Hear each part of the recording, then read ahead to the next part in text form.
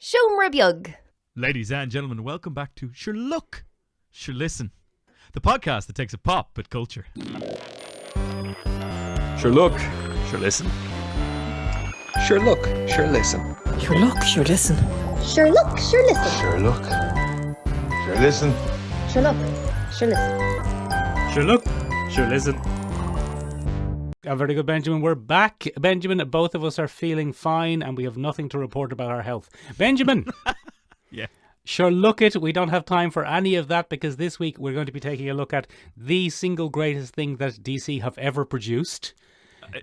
Verified. Verified, Benjamin. You have an amusing story for us about the internet. Yes. Then we're going to take a very long and deep dive into the new Moon Knight trailer for reasons that we'll get into. Num. And, Michael, sure, Yes. listen, if Yes. that wasn't enough and you didn't forget your conceit that you do again. on the show every week. Every again, week. We're going to do our second ever episode of Exhumed, the series where we take a look back at sci-fi movies that never seemed to make it, or perhaps were sleeper cult classics in the wings. And this week we're going to be taking a look at Escape from New York, the John Carpenter classic from 1981. Benjamin, I have a big bone to pick with you claiming that Escape from New York never made it or didn't make a big cultural impact. But we'll do that later on. Because we have a podcast where you can We've got take those kinds of bones to pick. A whole podcast about it, Benjamin. Before we get started, Benjamin, Yeah. you and I agreed that perhaps this week would be a good chance to ask some of our listeners to maybe go and visit a website run by a friend of ours. Sounds very suspicious, yes. It does, doesn't it, Benjamin? It's called Scientology.ie. No, it's not. Please don't. No, don't. That's definitely gotten us flagged on several platforms now. We could lose it. Don't go there. Benjamin, where I was saying you might like to go is you might like to visit heroesandvillains.ie, Ben. That is a new web shop with action figures and comic books and all of the likes that the people who listen to this podcast might enjoy. And it's run by a good friend of ours, Ben. And the reason we're giving a shout out is that it's not sponsored, Ben. This isn't sponsored. We're not affiliated. Sponsored. It's not sponsored. We're not affiliated with heroesandvillains.ie in any way. We've never been successful. Never been successful enough to be sponsored. But the reason that we're pointing it out, Ben, is that we're on the bloody hero worship page, which the owners of the heroesandvillains.ie website are trying to set up as a little Irish blog, vlog, podcast, website community, a kind of one-stop shop from where you might like to find your nerd-related media. Yeah, and we're very happy to be a part of it, Michael. And we're very happy to get their bloody up on there. So if you'd like to have a look at that, it's heroesandvillains.ie. Give them a look and tell them we sent you. Yeah, do. Benjamin. Sure listen. Sure look, sure listen. That's what this is called. Benjamin. Yeah. Sure look. Who would have thunk, Ben, that a thing that we almost forgot about, the TV series Peacemaker, would end up being the DCEU, Ben, if such a thing exists, but the DCEU's highest rated product ever. This is official, Michael. Go on.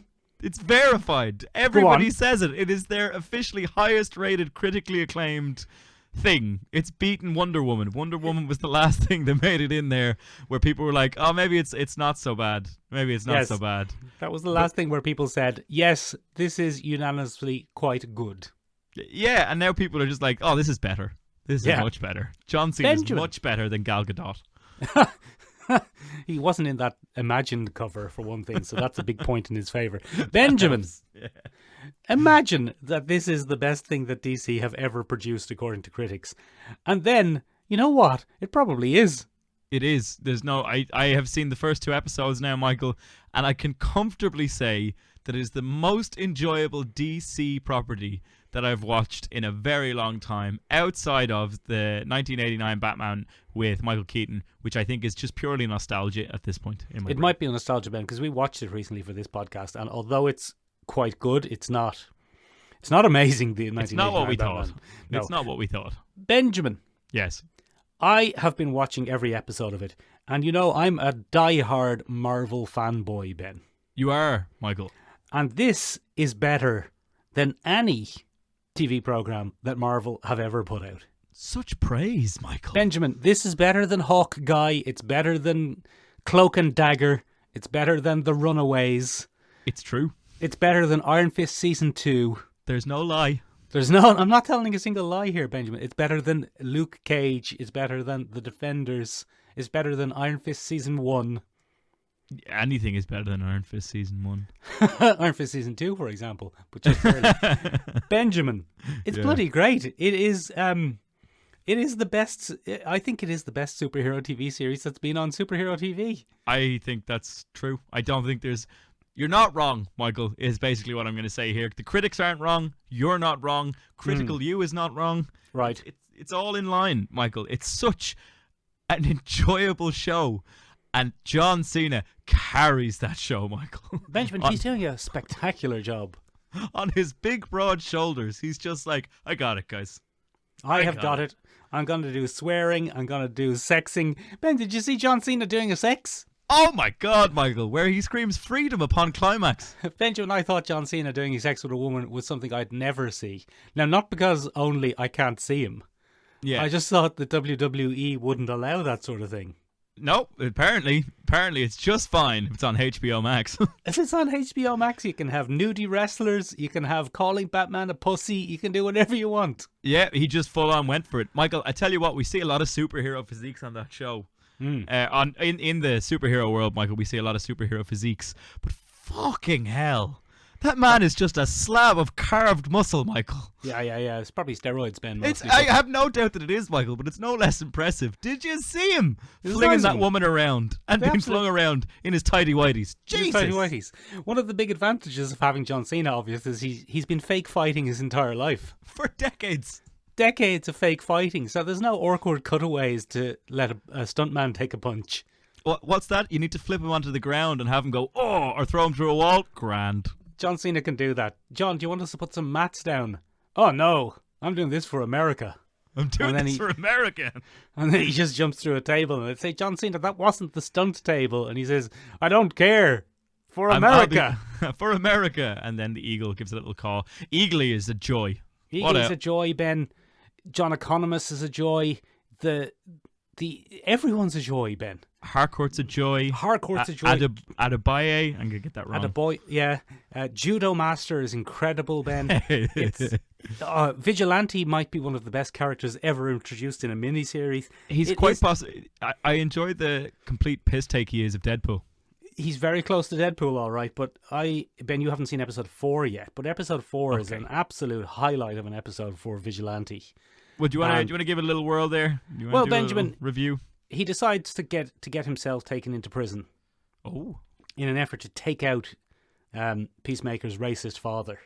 Oh. And he has an incredible series of scenes of starting fights with neo-Nazis, absolutely kicking the shit out of them, and then the repercussions of that. And it's incredible. It's an incredible episode's worth of work.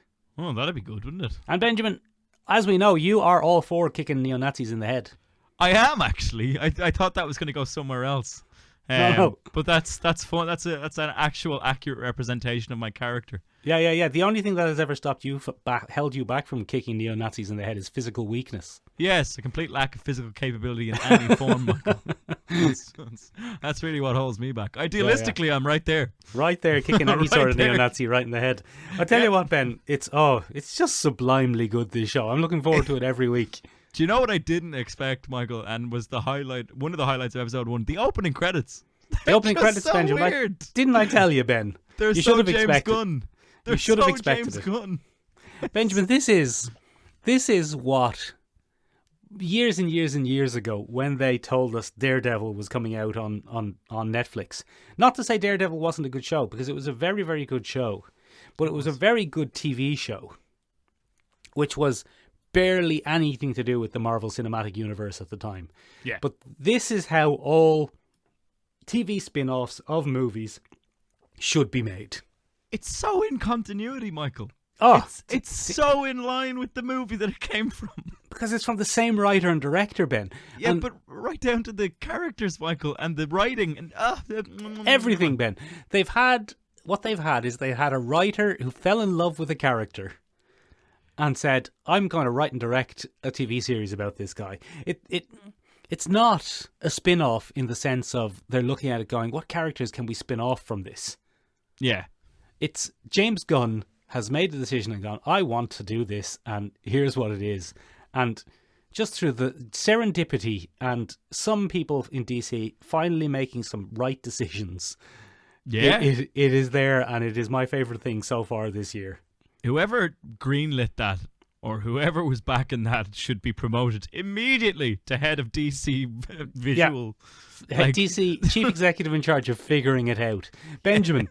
And it is such a different palette to the Marvel stuff, which is great. Because go on. No. I was just going to say it is chalk and cheese. I think what holds the Marvel show back quite often is the fact that it is still trying to aim itself at kids a lot of the time. Do you know what I mean? It's aiming for family fun. Whereas Peacemaker is just like, no, I'm probably going to fuck a strange 80s style woman in the bathroom on camera, if you don't mind.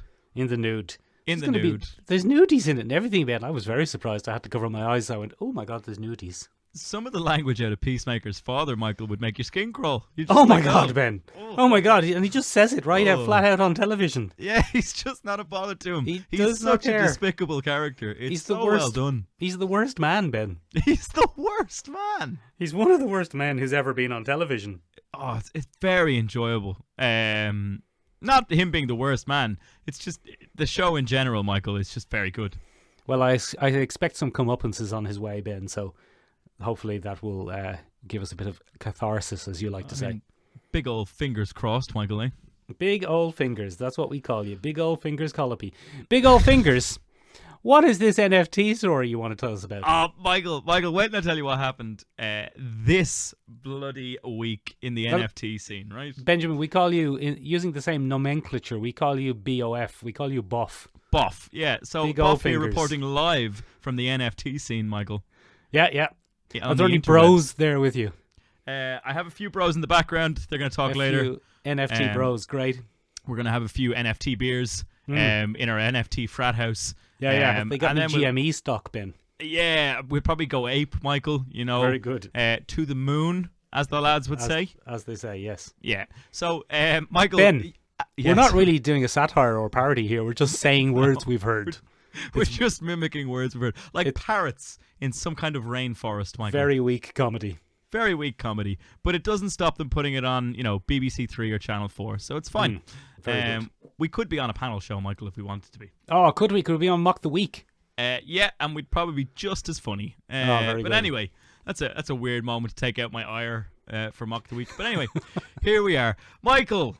Yes. You and I late last year, went to see a film called Dune. June. Yeah, June it's called, but go on. Dune. Anyway. June, yeah. Yeah, Dune. June. So we went to see Dune. The film Dune. And that's based on a book by Frank Herbert. I've heard of him. Yeah. And Michael, that's not the first time they've tried to make that into a movie. They've made it into a movie several times. Yes, several times. They tried one with bloody David Lynch. Yes. And Michael, they tried one with Jodorowsky. Yes, I remember. Noted comic book penman, Jodorowsky. Now, what is interesting, Michael, is that there is an entire concept book in existence that looks at Jodorowsky's entire thought process behind what he wanted to do with the Dune universe. Yeah, it just has loads of pictures of Salvador Dali as the Emperor. Yeah, pretty much a lot of that. Costume designs, exactly what you'd be thinking of when you're doing that kind of thing. Now, Michael, that was basically put together as kind of a film Bible or a show Bible. And when we have those in media, Michael, if you're in the biz. If we're in the biz like us, yeah. Your show Bible or your film Bible is the kind of aesthetic true line. It's the golden rules to refer back to. When in doubt, look at the show Bible. Look at the Bible. What's going on? Is this going to fly? Can you just introduce all of a sudden? Can you introduce sexy mutants? And it's like, no. It says here on page 7, no sexy mutants, Ben. None. We're not allowed to put them on the podcast, Michael. You've been very clear. Yes. The Shomer Bjog show Bible leaves no room for error. No room for sexy mutants. So anyway, Michael, one of these copies, there are only 9 left in existence apparently. Yes. One of these copies came up for auction, Michael, online. In Sotheby's.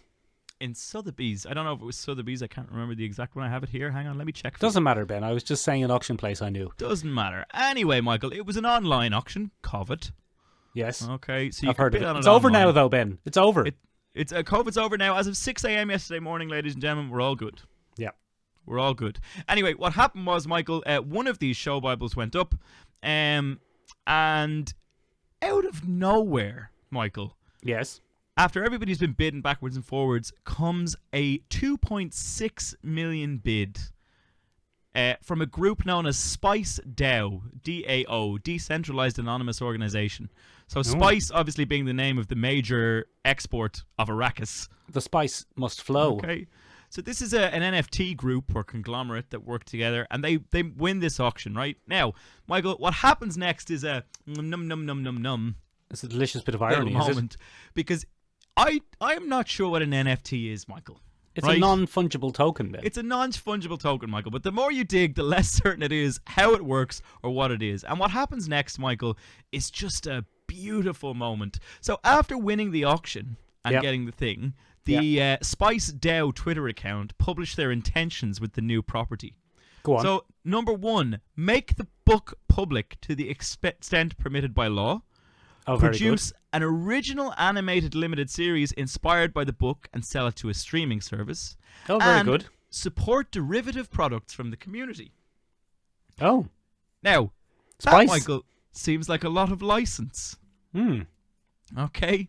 Until Twitter went, what do you mean support derivative products? Yes. And they said, well, we have the intellectual property to Dune now. To which Twitter went, no, you don't. I don't know that that's how IP works. No, you don't. You have bought Alexander Jodorowsky's Dune concept book for the movie that never happened.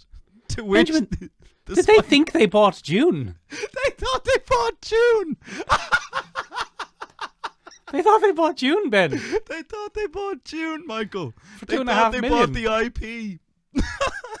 That's bonkers.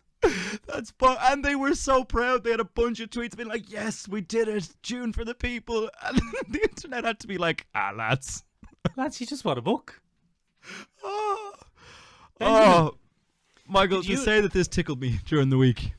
Did you know, Benjamin, that I actually own the Marvel Universe? Yeah, yes, there it is there in your hands, Michael. I've got it. It's mine. I bought it. So anyone who wants to make a Marvel property, just send me a quick email and I'll allow it. Michael, what madness. Imagine thinking that, I just couldn't believe it. So there was a clear misunderstanding of intellectual property there, Michael, but it made my day to read this article because I was just like, what? Very good. What? Very, very good. Benjamin, Yes. speaking of misunderstandings of intellectual property, Go what on. do you think of those cheeky boys over at Marvel and Disney Plus who have made a television series out of the first 2 episodes of our podcast? Yes, the completely original 2 episodes of our podcast. Yeah, Michael, look, as you know, I'm in the middle of a court case with Disney, and I can't actually talk about it, Michael. All right, well, that's going to make for very little content on this week's podcast then. No, Michael, look, Marvel stole our idea. They stole our show. They stole our Oscar Isaac. We had him in the tiny room. He got out, Ben. He's very sneaky. He's very sneaky. And look, he's out there now. Look at you holding a Moon Knight. I've got a little Moon Knight action figure, Ben, because we're talking about Moon Knight. Benjamin, Yeah. many moons ago, me and big old fingers himself, Colopy over there, we got together and we decided that what we would do is to exercise a demon that was in my head. Yes. We would prepare a little fan. It was somewhere, Ben, between a pitch and a script. Yeah, we did It was have quite long. we had lofty dreams, Michael, of our first ever podcast took about 3.5 hours. 3.5 over hours 2 there. episodes. Yes. Of describing what we thought an ideal Marvel Cinematic Universe Night, Moon, Night show would look like, Benjamin. And now it's happening for real. Yeah, we were very bold, Michael. We had a lot of lofty dreams. Lofty dreams. Benjamin, I tell you what. As with everything in big Hollywood, trying to keep us down, trying to keep us, our plucky independent podcast down, they released the trailer on Monday, long after we had recorded our episode last week. So we're very late to this party here. But I think we would be doing it an injustice, Ben, not to take a slightly more in-depth look at this trailer than usual. Because it's our idea. Because of our history, Ben, with the character Moon Knight. And really this podcast exists around the idea of a Moon Knight TV show. Yeah, because it's our idea. Right, let's do it, Ben. Let's take a look at the podcast. Benjamin, the elephant in the room. Go on. Oh, I've lost my contact lens. Oh, I've lost my contact lens. Oh, I've lost my contact Oh, lenses. bloody hell. Oh, I can't tell the Oh. difference between waking and dreaming. Oh, it's all very confusing in my head, governor. Oh my, oh jeebus, it's very difficult being British. Right, we've had enough of that now. Look, Oscar Benjamin. Isaac's accent is a bit odd, isn't it? Fucking inexcusable. Absolutely inexcusable, Ben. To quote our friend Nine Wassey's Ben, he has learned English. He's learned the English accent from the Mary Poppins School of Acting. Yeah. From the Dick Van Dyke stereotype. It's dreadful. It's pretty barely bad. in it, but it's very distracting. It does take your eye off the prize a bit. Now, Michael, you made a very good observation. You said he's not happy with it himself because there's a reaction trailer of himself and Ethan Hawke giving it a once over. There is, Ben. There's a reaction trailer which was released from official sources with the two leads reacting to their own trailer a couple of hours later. And you can visibly watch Oscar Isaac cringe. Jason Isaac. Oscar Isaac, you're on the money. Oscar Isaac. You can visibly see him cringe when he hears his British accent in the trailer. Yeah, and he's not having then a he good time. says, "Can I have some more, governor?" So he knows it's ridiculous. And yet we're doing nothing about it. The saving grace for it, Ben, might be if it's recognised as ridiculous. But yeah, maybe he's been misplaced or put in the wrong setting, and other characters make fun of him for it or something. I'm not sure. Because the character of, what's his name? Stephen. Yes, Sorry, not Stephen. Stephen! Stephen. The character of Stephen! Oh, Stephen. Oh, you my name's numpty. Stephen. Oh, my museum friend, Stephen. Oh, you're such a timid creature, Stephen. Oh, I've working lost in my the museum. I've lost my contact lens. It's all your nightmares, Stephen. The character of Stephen, Ben. Yeah. He is Mark Spector, Ben. He's one of his multiple personalities. Yeah, because he has DID. Now, Ben, am I making a big stretch here and excusing the inexcusable by saying maybe this character has an accent that an American man with mental health issues might think a Londoner would sound like? I think I think if you wanted to excuse his performance, or if you wanted to maybe give it a little bit of breathing room so that we don't jump down the gullet of one Oscar Isaac, who bit of traditionally, leeway. Michael, is a very good actor. Yes, but good actors don't always have the time, the research, the training, the coaching to do proper accents. Now, what I would say to that, Michael, is if you were inclined to work for the largest multimedia corporation on the planet, Disney, I've heard of them. I'm sure they would get it. If it was central to the plot, they would get you coaching. That's the weird thing, isn't it? Yeah. But, Benjamin, don't forget, Disney did also produce Dick Van Dyke in Mary Poppins. Many years ago, Michael. But is that what Disney think English people sound like? Probably. Maybe Oscar Isaac went in and he was like, "All right, Governor, man, it's Stephen. I work in this fucking museum, mate." And someone in Disney... Fucking contacts. Are you having a laugh? "I've lost my fucking contact, you silly bint." And maybe someone in Disney went, "Oh, that's not how they sound in London. They sound like this." You sound like Taika Waititi on something. I don't know if I can be mocked, Ben, for doing a poor version of that accent. Anyway, I think your theory holds water. I think his dissociative identity disorder is probably... He's probably perceiving that to be an English accent based on movies he watched as a kid, maybe. Yeah, I mean, it would be a good way of justifying it. Even post facto, they could just go in and put in one scene of that. Quickly put in a line of dialogue. Quickly, and yeah. What's and wrong I with think that guy's that's accent? Yeah, I think that's probably fine. Other than that, Mike, we've got some interesting stuff going on. Yeah, tell us. So it looks to be action packed, Michael. Go on. Lots of bloody explosions and Egyptian stuff. Some real spooky stuff. There's a bloody Conchu bird boy heading for the elevator, and then it's a little old lady. Benjamin. Yeah. I tell you who's certainly not rolling in their grave. Go on. One, because they're not dead, and two, because they're probably very happy, not upset. That helps, yeah. Is one Declan Shalvey. Oh, lads. Oh, he's delighted, isn't he? He must be delighted with himself. Benjamin, I wonder, is he getting any money for those Conchu designs? We need to get Declan Shalvey on this bloody show. Get him on the show, Ben, and ask him, is he getting the is he going to be like? Is it going to be like Hawkeye, where Matt Fraction got all of the credit and David Ayer got completely ignored, or is there going to be a thanks to Declan Shalvey for doing these designs in it? I don't know. I probably not. I mean, if that's Marvel's track record, if we're ignoring the great deal of visual foundation that's been put in by these artists and not giving them credit, I don't see why Declan Shalvey would be exempt Ask from him, being Ben. overlooked. I must get in touch. Ask him, Ben. And ask. I say that as if I'm his pal. I must get in touch with Deco. And, Get in touch with Deco, Ben, and ask him what is the crack.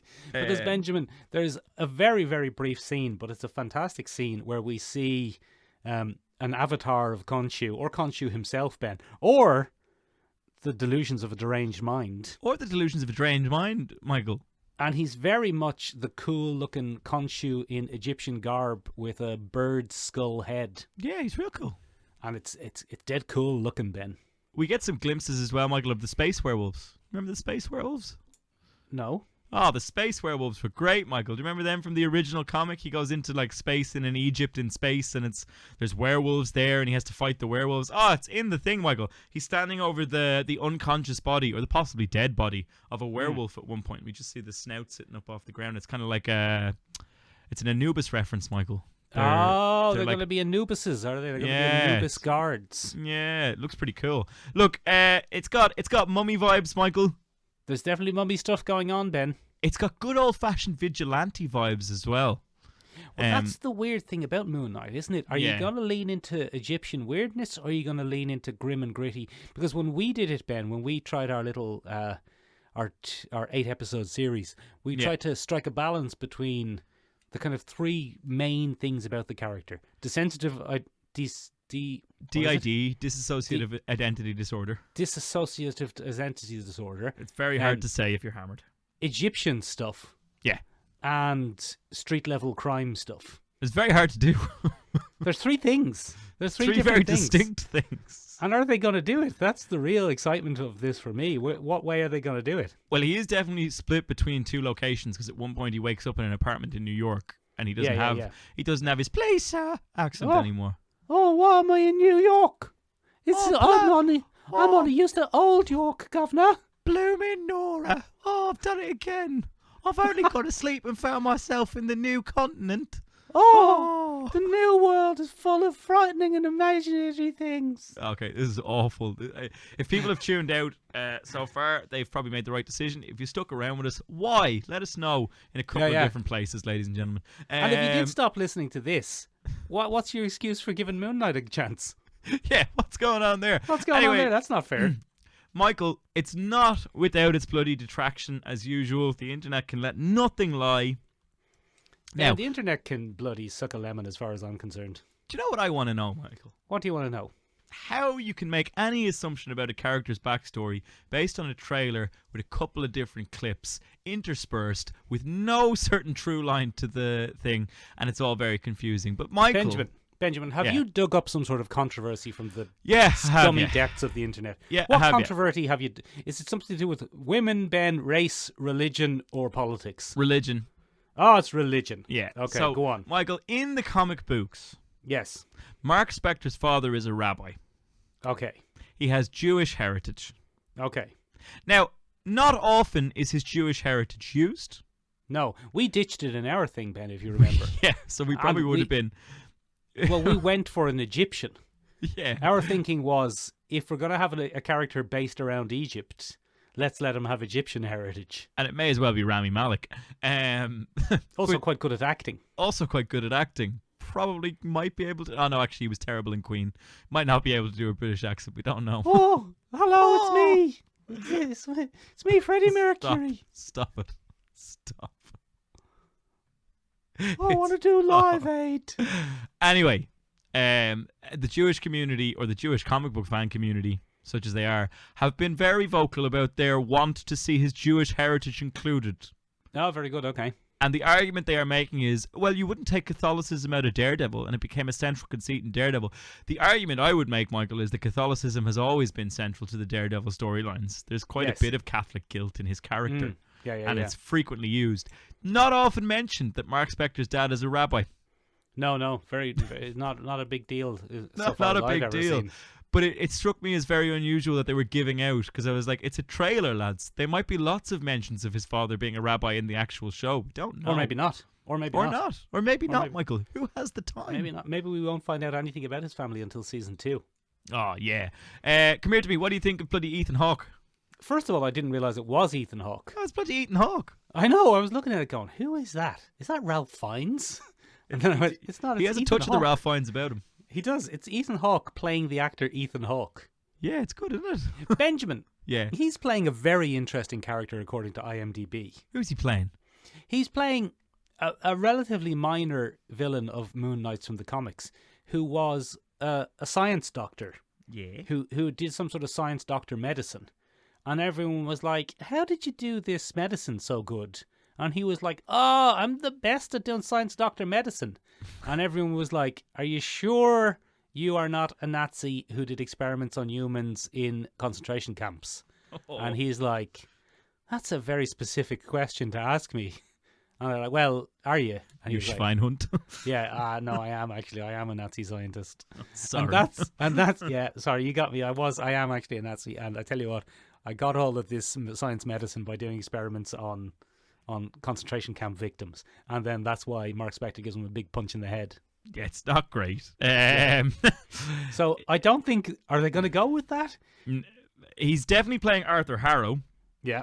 Who is the character you're describing. So he is definitely playing Arthur Harrow, or he's listed as playing Arthur Harrow. That might happen. It looks to me, Michael, like we have a little bit of the David Tennant's Purple Mans.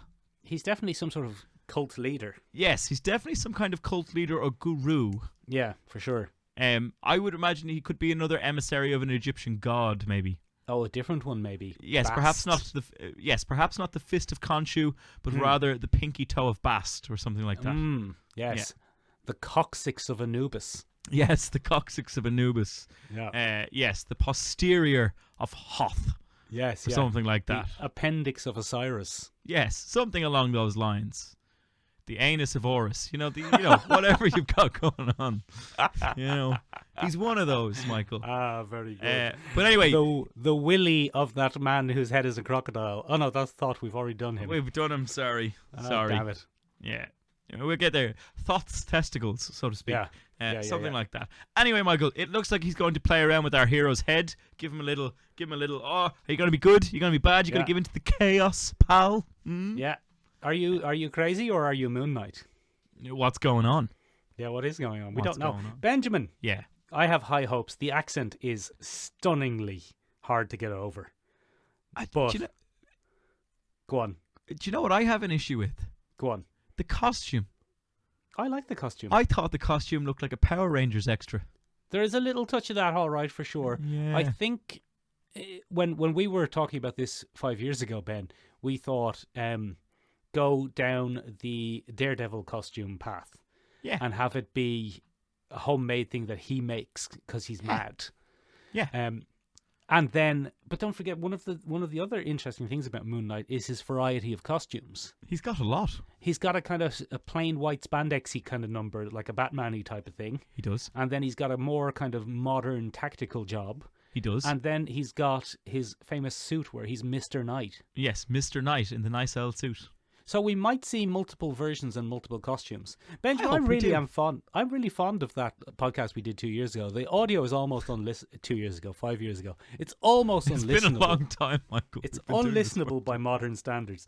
But there were a lot of good concepts we didn't really have there that we stole from Declan Shelby and Warren Ellis and other Moon Knight writers. and adapted thought- perfectly. I thought we adapted it quite nicely into a very coherent package. But it makes me very excited to see this and see how much of what we came up with is going to be in this and how much of it is going to be completely different to expectations.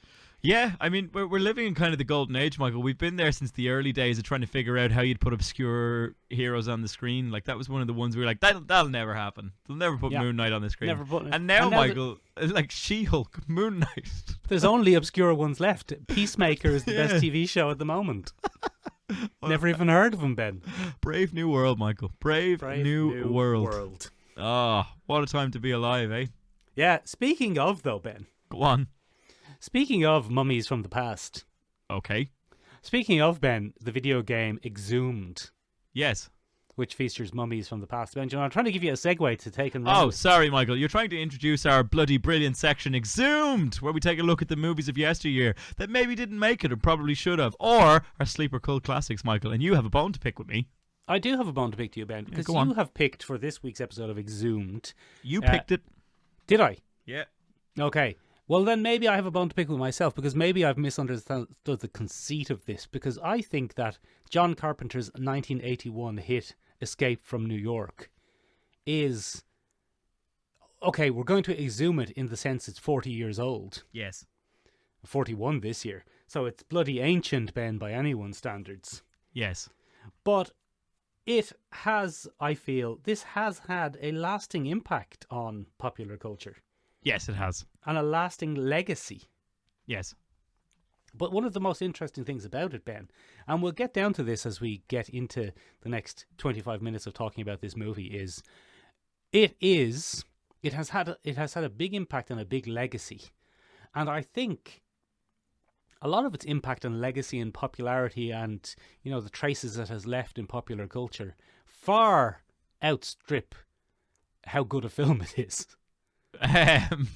That's possibly true. I think this has been incredibly influential, Michael. I watched it for the first time for this very podcast. I've never seen it before.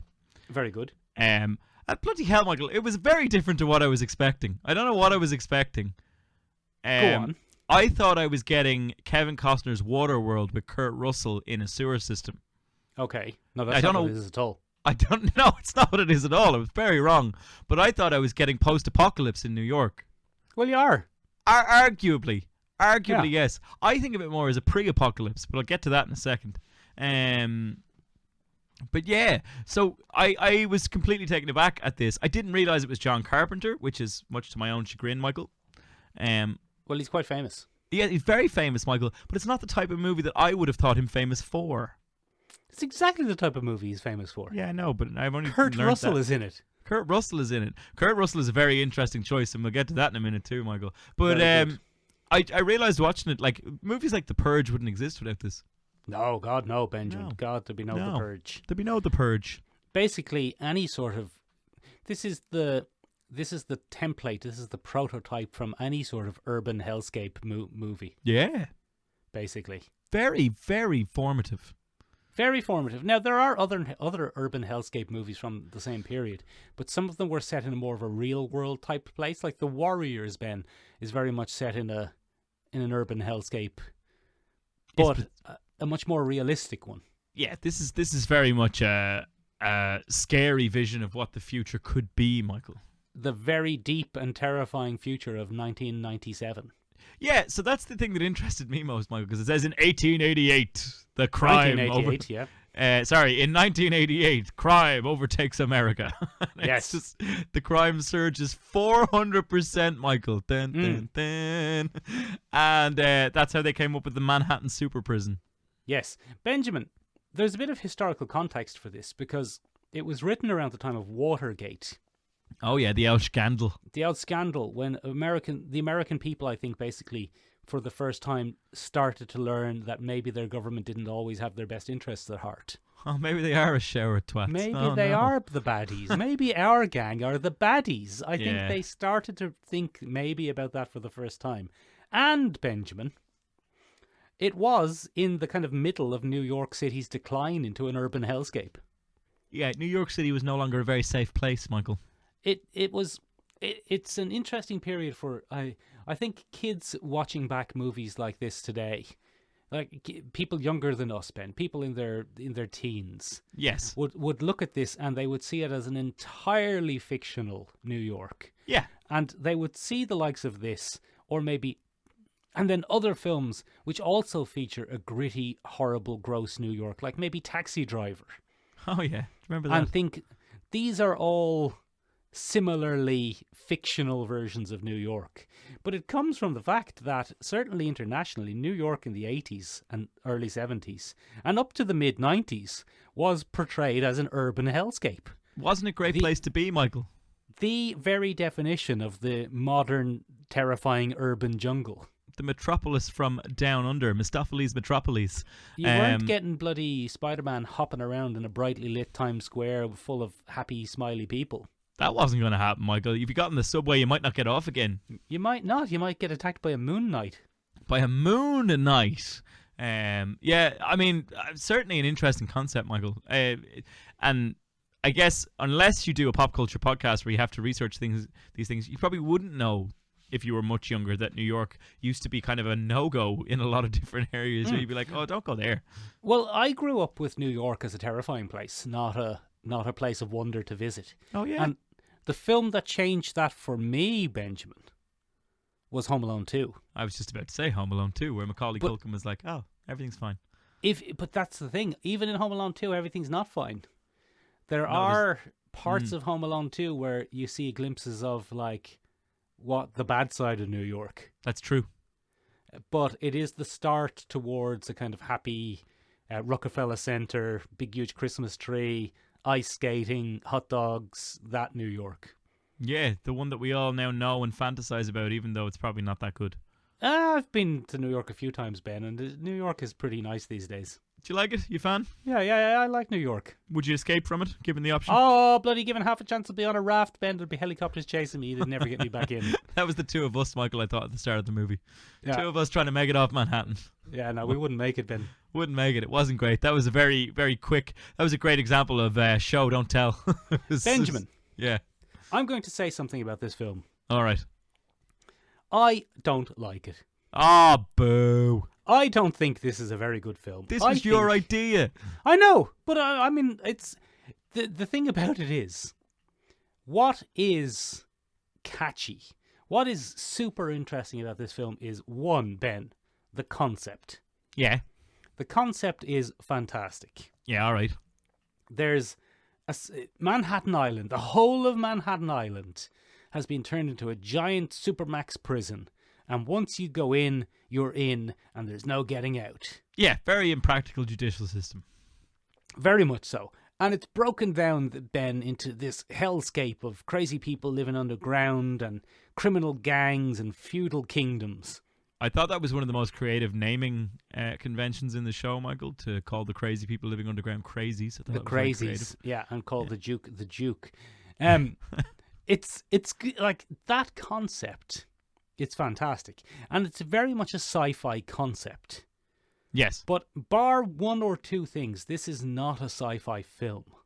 Yes. This is a very basic, quite cheap looking, not very spectacular action movie. Hour and a half action movie. Hour and a half, nearly a bit more. And I tell you what, the action's not great, Ben. No, it really isn't. There's a lot of punches thrown at people's faces that never connect. Yeah, and, you know, there's not a lot of gunplay. There's not a lot of exciting set pieces. The great dramatic chase at the end. I mean, the guy who's chasing them isn't within 2 kilometers of them. No. And they managed to blow themselves up by misunderstanding a map. Oh, Michael, we'll get to that final scene in a few minutes. Cause I tell you what, Ben, I find it quite slow and quite boring. And it is very slow. Yeah. For a show about an apocalyptic New York filled with dangers around every corner, he runs into surprisingly few of them. Surprisingly few dangers. Surprisingly few dangers, Michael. So one of the things that I think it has going for it is John Carpenter's score, because John Carpenter loves making scores for his own films. Oh, Ben, it's spectacular. There are very much hints of Halloween in there. Oh, there's loads going on there, Michael, and it makes it very, very good. In the beginning, when we're first kind of fleshing out New York and understanding how it works and, you know, what way it's put together, it's pretty darn good, Michael. It's pretty darn good. That score does a lot of work. It's a very dark film, Michael. There's not a lot of light. Exceptionally dark, Ben. Exceptionally dark. Not in tone necessarily, but No, very just much in actual lighting. on screen. Because, Ben, you know they filmed this. They didn't film this in New York. They filmed this in St. Louis. Really? Where 17 or so blocks had been destroyed in a fire. Oh, yeah. And they hadn't had the money to fix it. Oh, good. And John Carpenter said, let's film there then. That makes a lot more sense, doesn't it?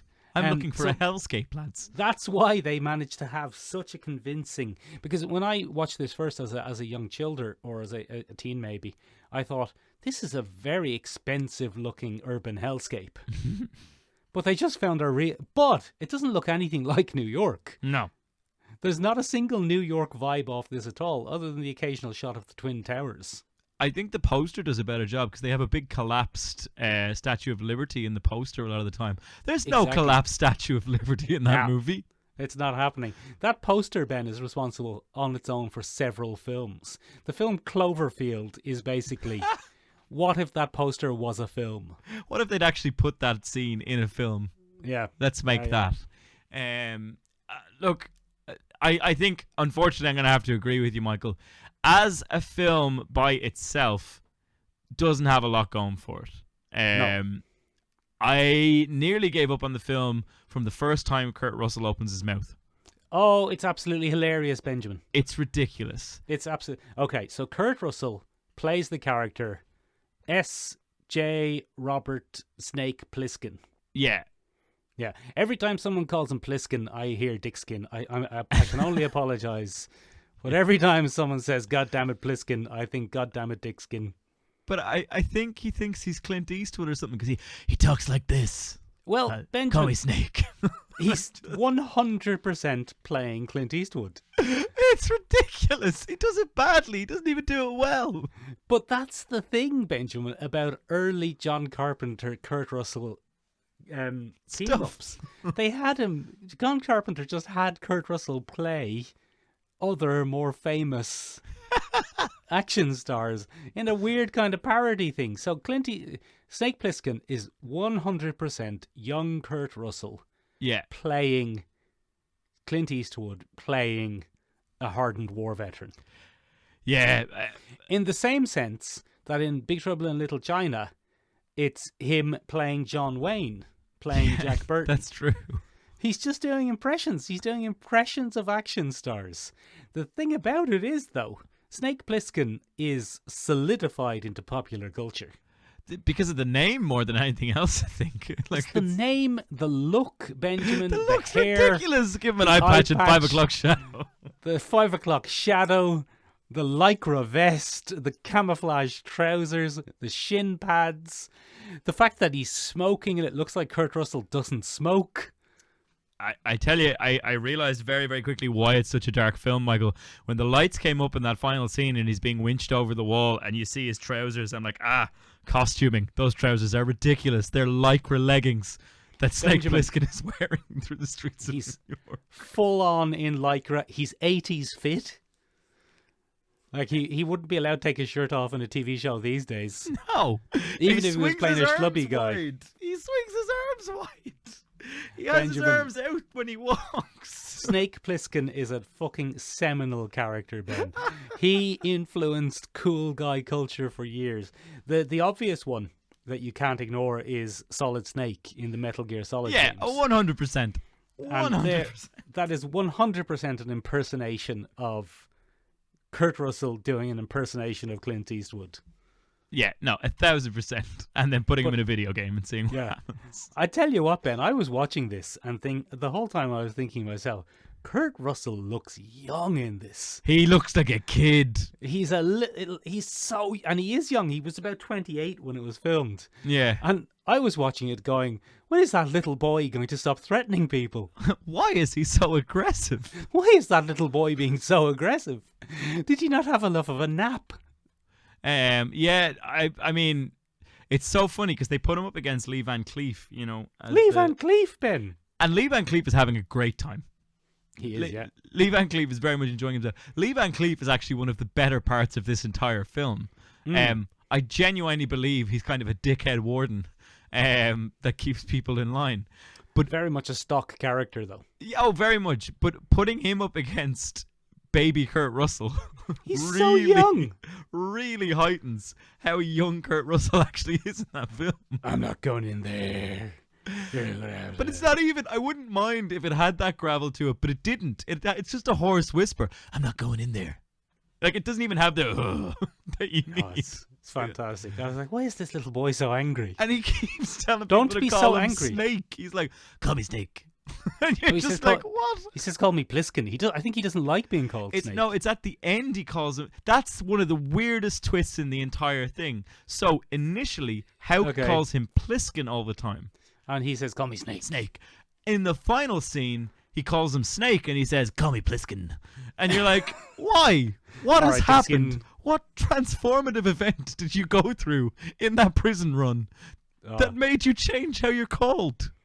Yes, the poor man. He's so young, Ben. He's so young and harmless. And everybody knows who he is.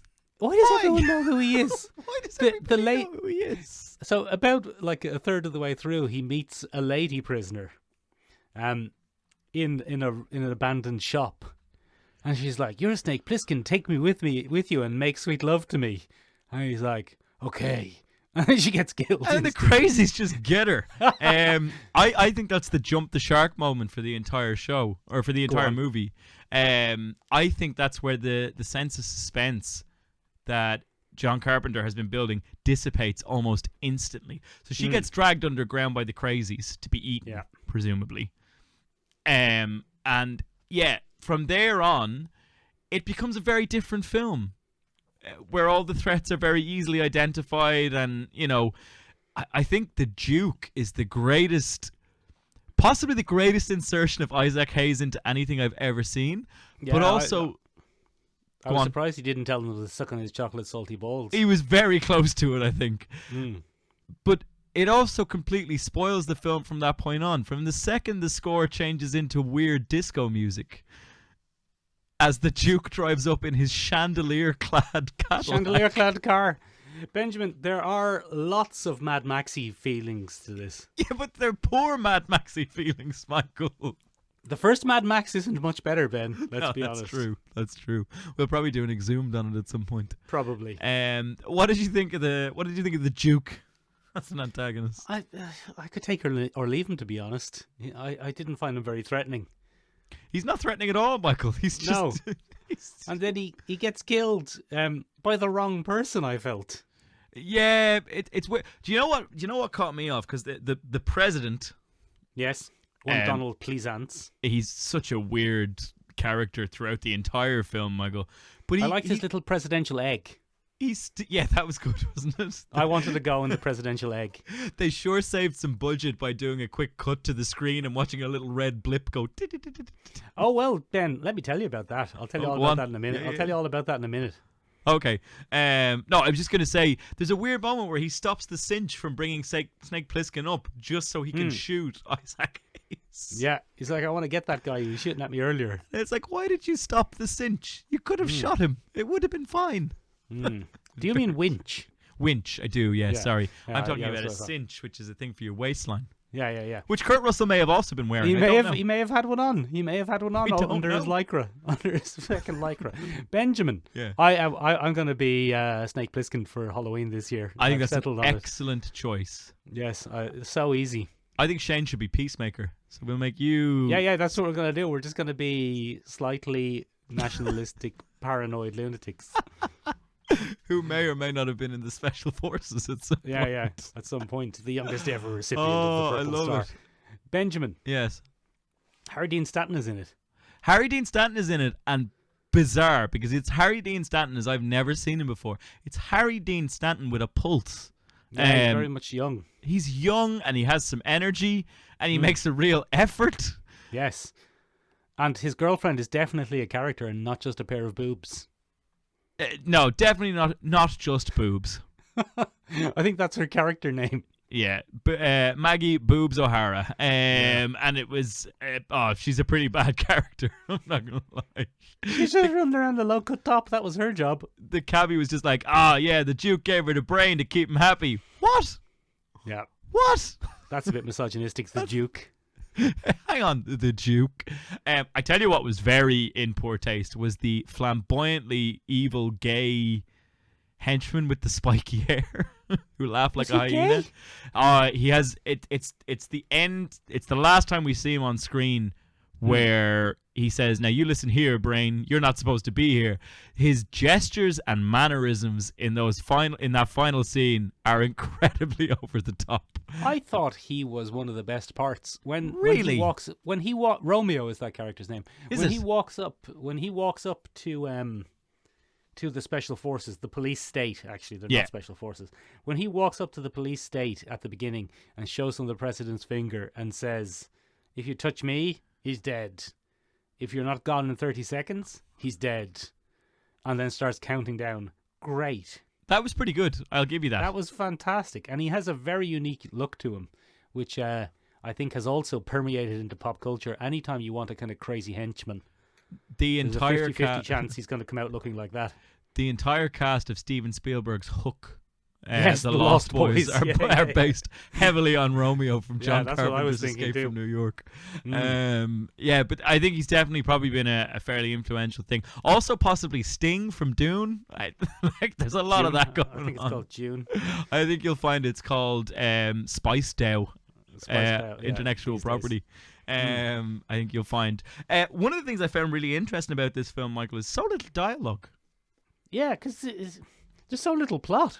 Yeah, well, I mean, that's probably true. There's a lot of running around back and forth the same places going, oh, who's got him now? Bring him back here. Who's got the tape? I have it. Oh, good. Oh, where are we going next? It's like, and then the actual escape is pretty uneventful. Yeah. The map they have doesn't work. At all. To the point where there seem to be only like maybe 10, 12 mines on that bridge. Certainly a concerted effort from the prisoners would get them through that. Not a bother. Not a flipping bother to them. And also the guy who's chasing them is kilometres behind them. Yeah, he shouldn't have been able to catch up. There's no hope. No. By the time their car blows up and they have a chat and they walk a bit, he's at least probably 3 or 4 kilometres behind them. He's also been in a car crash of his own, taking out Maggie. Though that final scene, Michael, is bizarre. So many unearned character deaths in a row. Very strange. Yeah, very strange. All to drive Snake Plissken's final action. And I just found it so weird. So we lose Cabby. Yeah. Which I suppose is kind of poetic in the sense that the cab went down, so Cabby went down with his cab. Yeah, makes sense. All right, there's a little bit going on there. Then the brain dies for no reason. In the most unceremonious way you've ever seen in a movie. That was shite. And then all we get is Boobs. I mean Maggie. Yeah. Who's like, Brain, you gotta get up, Brain. And then Snake's like, he's dead, Maggie.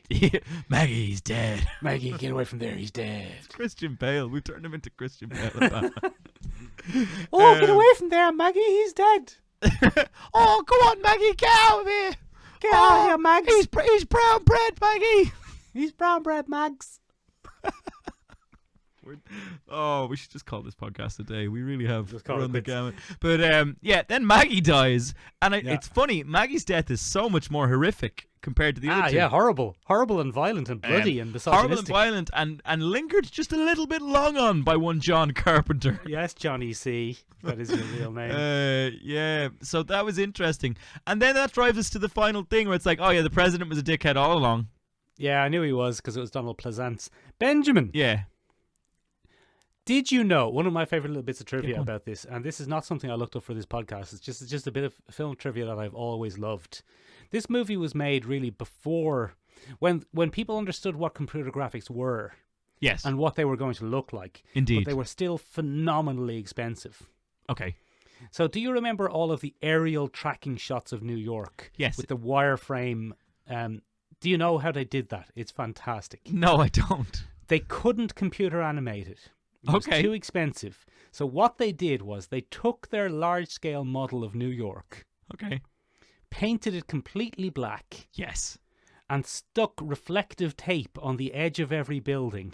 Very into and that. And then lit it with UV light. And the reflective tape reflected back and looked like computer graphics. Genius. Absolutely amazing. Genius. So obvious when you know it. But you would never notice unless I did not someone pick up told on you. that. I thought it was incredible. Look back on it. It's one of the most incredible uses of what these days would be such a cheap and easy thing to do. 10 minutes. And 10 minutes easy. Yeah. Especially like the resolution that it's at. Yeah. But back then, to achieve the effect of doing something so cheap looking, they spent hundreds of hours on it, and it's amazing. Because I did actually find myself with that question, because I knew that John Carpenter was avoiding filming New York from a skyline during the day, because they probably didn't have the budget for that, like an aerial. Yeah, or the access to New York, I believe. Or the access to New York, I'd imagine, full of people, which would have been weird. But also, I was like, but why would you replace it with something that was definitely more expensive at the time? CGI. Yeah. He didn't. He didn't. He got some Sticky sellotape tape. and some boxes. Sticky tape and boxes. Benjamin, Yeah. one thing about it is New York's not really a character in it. At all, and it should be. Yeah, that's one of the great tragedies of it. I think this is ripe, Ben. This could be remade, and could be remade as a much better film. With Kurt Russell as Houck. Yeah, why not? Yeah, stick him in there. And one of the Hemsworths as Oh, yeah! a snake. Oh, fucking fair play, mate. Oh, Get out of New Dinkum York. smashed it, mate. That'd be great. I would watch the crap out of that. Yeah, that'd be good. Oh, let's pitch that at some point, Michael. Let's pitch a Alrighty bloody Escape from New York reboot. Ladies and gentlemen. Yes, Benjamin. Yeah. Escape from LA is worse. I have never seen Escape from LA. Oh, it's no good. Will we Anyway, watch we'll that talk after? about that Okay, we'll we're talk watching about that Escape from another LA day. for next week. Bye, everybody. Bye. No, not next week. Not next week, please. No. All right. Ladies and gentlemen, what do you think of the film Escape from New York? Seminal urban hellscape film, or just a bit naff from John Carpenter? Benjamin. Yeah. What I think is, sorry, here's Yeah, my go on. summary. Go on. Incredible concept Yeah. and visually striking lead character. Very good. Amazing soundtrack, Yeah. but not a great film. Not a great film. No. Yeah. Not a great film. I'm going to have to side with you on that one, Michael. It was more enjoyable than I thought it was going to be, Oh, good. but still very slow. It's just a slow film. And I think it builds all this wonderful tension. And I think from the second the crazy... Oh, I forgot my joke about you. Oh, no. Yeah, you should cosplay as the manhole clanger who gets the crazies out of underground Oh, that seems mean. in a big pile of thing. Or Snake Plissken. or as the big wrestler guy in the ring with the big old Oh, the big hairy guy. mustache. Yeah, he'd be good. You'd be good as that. Oh, thanks, Ben. Yeah. Because he's big and strong and scary. Oh, yeah. Yeah. Okay. Yeah, Okay. that's I'm back that on way. board. Yeah, I'm you're back on board. Ladies and gentlemen, who would you like to see Mick play from Escape from New York? You can get in touch with us, give your opinions on the film and your opinions on pop culture in general in the following places. You can find us on the interwebs at www.seomrabeag.com, SEOMRABEAG.com. It means a small room in Irish. It does indeed. You can find us on the Instagram at Sure Listen Podcast. Yeah, should listen in English. You know what that means. You know what that means. That's not too tough.